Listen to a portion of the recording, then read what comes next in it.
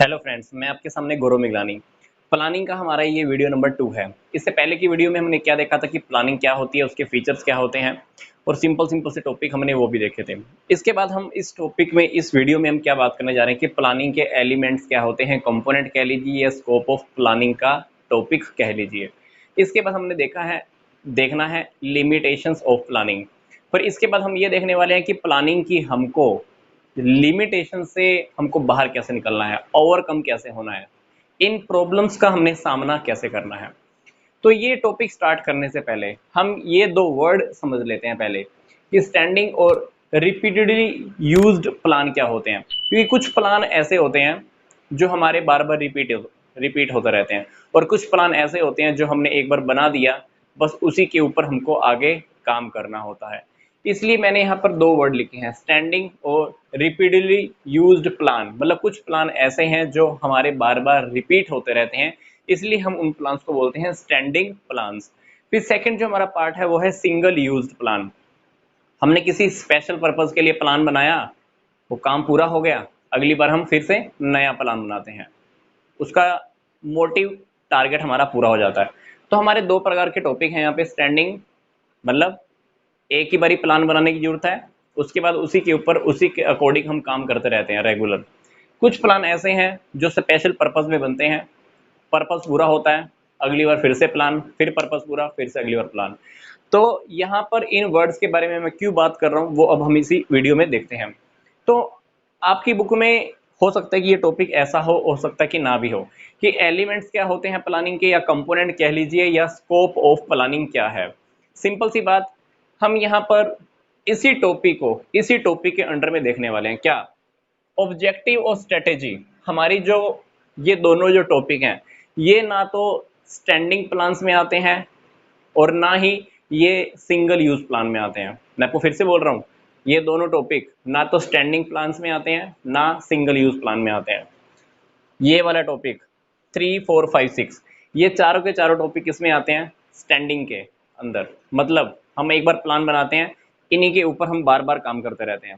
ये वो प्लान है, 7th point and 8th point, ये वो हैं जो हम सिंगल यूज के लिए बनाते हैं। एक बार बनाया, स्पेशल पर्पस था, बनाया, अगली बार हम फिर से नेक्स्ट टाइम फिर से नया तरीके से प्लान बनाते हैं। तो ये हमारे एलिमेंट्स हैं प्लानिंग के कह लीजिए, या टाइप्स ऑफ प्लान का टॉपिक कह लीजिए। तो हमारा सबसे पहला जो टॉपिक है वो क्या है? ऑब्जेक्टिव। ऑब्जेक्टिव क्या होता है? सिंपल सी बात, objectives are those and points for the attainment the all activities are done. ये वो सबसे मेन टारगेट होता है, कह लीजिए फर्म का, कह लीजिए ऑर्गेनाइजेशन का, कह लीजिए हमारा वो सबसे मेन प्लान होता है जिसके लिए हमें सारी एक्टिविटीज परफॉर्म करनी होती हैं। फॉर एग्जांपल, कंपनी ने टारगेट फिक्स किया, कंपनी ने ऑब्जेक्टिव लिया कि अब की बार मेरे को 5000 कारें सेल करनी है, या कंपनी ने टारगेट लिया कि पहले भाई क्वालिटी हमारी बहुत खराब जा रही है प्रोडक्ट की, कंपनी ने अभी टारगेट क्या लिया है कि अपनी क्वालिटी की इंप्रूवमेंट पहले से 50% और भी ज़्यादा अच्छी होनी चाहिए। कंप्लेन पहले जितनी रहती है, पहले 5% कंप्लेन रहती है, अब की बार कंप्लेन हमको 2% के ऊपर लेनी आनी है, कंप्लेन पहले से अब की बार कम होनी चाहिए। मतलब ऑब्जेक्टिव वो प्लान होते हैं जो हमको ये बताते हैं कि जिसके अकॉर्डिंग हमको बाकी की एक्टिविटीज भी पूरी करनी होती है। ये हमारा मेन टारगेट होता है जिसके लिए बाकी की एक्टिविटीज हमको करनी होती है। ऑब्जेक्टिव के अंदर जब हम ऑब्जेक्टिव फिक्स करें तो ऑब्जेक्टिव को पूरा करने का हमें टाइम भी फिक्स करना चाहिए कि ऑब्जेक्टिव हमको कितने टाइम में पूरा करना है, और उस ऑब्जेक्टिव को पूरा करने के लिए हमको क्या क्या करना पड़ेगा, कौन पूरा करेगा, कैसे पूरा करेगा, ये सारी बातें ऑब्जेक्टिव के अंदर होनी चाहिए। दूसरा टॉपिक है हमारा स्ट्रेटेजी। स्ट्रेटेजी हमारे वो प्लान होते हैं जो लॉन्ग टर्म ऑब्जेक्टिव्स को फिक्स करते हैं। किसको फिक्स करते हैं? लॉन्ग टर्म ऑब्जेक्टिव्स को। जब भी हम स्ट्रेटेजी बनाते हैं तो हम एक फर्म की, एक ऑर्गेनाइजेशन का इंटरनल एनवायरनमेंट बहुत अच्छे से स्कैन करते हैं, हमारे अंदर का एनवायरनमेंट कैसा है, क्योंकि उसी के बिहाफ पर हमको स्ट्रेटेजी बनानी होती है। पार्टिकुलर कुछ कोर्स एक्शन बनाए जाते हैं, कुछ स्पेशल कोर्स एक्शन बनाए जाते हैं। फॉर एग्जांपल मैं आपको मिलिट्री की बात करता हूँ। मिलिट्री में मान लो हमको कहीं पर लड़ाई करने जानी है, तो लड़ाई करने से पहले, किसी भी कंट्री से टक्कर लेने से पहले पहले मुझको मेरी खुद की कंट्री का अंदर का एनवायरनमेंट देखना पड़ेगा।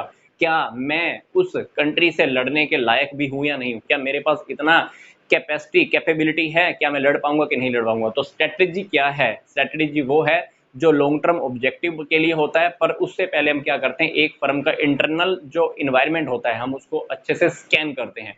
ये ओवरऑल बहुत सारे टॉपिक्स को कवर करता है, स्ट्रेटेजी को कह लीजिए आप। फिर हमारा आता है पॉलिसी। पॉलिसी क्या होता है? पॉलिसी एक जर्नल सी स्टेटमेंट होती हैं जो एम्प्लॉइज के लिए होती हैं, कंपनी में काम करने वाले लोगों के लिए होती हैं, जिसके ऊपर हमको रेगुलर काम करना होता है, जिसके ऊपर हमने एक बार पॉलिसी फिक्स कर दी। हमने एक बार मान लो पॉलिसी फिक्स कर दी, क्या पॉलिसी बनाई कि इस साल हमने सिर्फ कैश सेल करनी है। हमने पर्सनल लोगों के लिए सेल पॉलिसी बना दी, क्या पर्सनल डिपार्टमेंट वालों के लिए भी जितने भी लोग अब की बार अच्छे से काम करेंगे उनको हम इस तरीके से प्रमोशन देने वाले हैं। या हमने एक पॉलिसी बना दी कि अब की बार हमने इस स्टेट से, इस राज्य से बाहर हमने सेल नहीं करनी है। तो ये पॉलिसी है जिसके ऊपर सभी को काम करना ही होगा, जर्नल सी स्टेटमेंट होती है। फिर बात आती है प्रोसीजर क्या होता है। प्रोसीजर किसी भी काम को करने का एक प्रॉपर एग्जैक्ट वे में एक सीक्वेंस होता है, सीक्वेंस फिक्स करता है, वो होता है प्रोसीजर। फॉर एग्जांपल, कस्टमर से हमने पैसा वसूल करना है, हमारी एक सीक्वेंस रहेगी उससे पैसा वसूल करने का। मान लो कोई कस्टमर पैसा देने से मना कर जाता है, हम सीक्वेंस फॉलो करेंगे। उसको पहले सबसे पहले हम ईमेल लिखेंगे या लेटर लिखेंगे। फिर भी अगर वो जवाब नहीं देता है, हम उसको टेलीफोन करेंगे। टेलीफोन का भी अगर जवाब नहीं देता तो हम और किसी मेथड से उससे जाकर मिलने वाले। फिर भी नहीं देगा तो हम कोई और किसी मेथड से उससे पैसा निकलवाने के एफर्ट करेंगे। मतलब किसी भी काम को करने का जो एक प्रोसेस होती है ना, step by step process, that is called the procedure. Method वो प्लान होते हैं जो किसी काम को करने का एक तरीका बताते हैं। फॉर एग्जाम्पल, किसी भी काम को करने के बहुत सारे मेथड हो सकते हैं, पर हमको वो मेथड यूज करना होता है जो कम से कम खर्चा ले, मैक्सिमम यूटिलाइजेशन दे, मैक्सिमम से मैक्सिमम फायदा दे और कम से कम थकान देने वाला हो। मेथड होता क्या है? हालांकि प्रोसीजर के अंदर काफी सारे स्टेप होते हैं, पर मेथड पूरा का पूरा प्रोसीजर नहीं है। मेथड क्या है? प्रोसीजर के अंदर जितने भी स्टेप होते हैं वो रियलिटी में एक स्टेप के ऊपर काम करने का मेथड बताता है कि हमको किस मेथड के अकॉर्डिंग काम करना है। मेथड क्या बताता है? किसी काम को हमने किस तरीके से करना है, क्योंकि एक काम को करने के काफी सारे मेथड हो सकते हैं, बट हमको सबसे बेस्ट मेथड ही चूज करना होता है ताकि थकान कम से कम हो, खर्चे कम से कम हो, प्रॉफिट मैक्सिमम की ओर जाए। फिर बात आती है रूल्स क्या होते हैं। रूल्स हमको किसी भी ऑर्गेनाइजेशन के अंदर ये बताते हैं कि हमको क्या करना है और क्या नहीं करना चाहिए। रूल्स बहुत स्ट्रिक्ट नेचर के होते हैं। फॉर एग्जांपल, कंपनी ने रूल बना दिया कि कंपनी के अंदर काम करने के टाइम पर या बिल्डिंग के अंदर कोई भी पर्सन स्मोकिंग नहीं करने वाला है, तो ये कंपनी का रूल है, ये सबको मानना पड़ेगा। अब चाहे कंपनी का ओनर है, टॉप लेवल मैनेजमेंट है, चाहे मिडिल लेवल है, चाहे कितना भी बड़ा ऑफिसर क्यों ना हो, उसको ये रूल मानना ही पड़ता है, क्योंकि रूल्स कोई जर्नल गाइडलाइंस नहीं होती हैं। पॉलिसी जर्नल गाइडलाइंस होती हैं, पर रूल्स हमको ये बताता है कि किस सिचुएशन के अंदर क्या करना है और क्या नहीं करना है, स्पेसिफिक सिचुएशन के अंदर हमको क्या रूल फॉलो करने हैं। फिर बात आती है प्रोग्राम। ये प्रोग्राम 7वां और 8वां पॉइंट में आपको बता रहा हूं कि ये सिंगल यूज प्लान के अंदर में आता है, प्रोग्राम्स और बजट। प्रोग्राम्स किसी भी ऑर्गेनाइजेशन के अंदर अलग अलग हो सकते हैं। फॉर एग्जांपल, एक ऑर्गेनाइजेशन का एग्जांपल लेता हूं, उसका सेल्स प्रोग्राम अलग होगा, प्रोडक्शन का प्रोग्राम अलग होगा, ट्रेनिंग का प्रोग्राम अलग होगा, मैनेजमेंट के डेवलपमेंट का प्रोग्राम अलग होगा।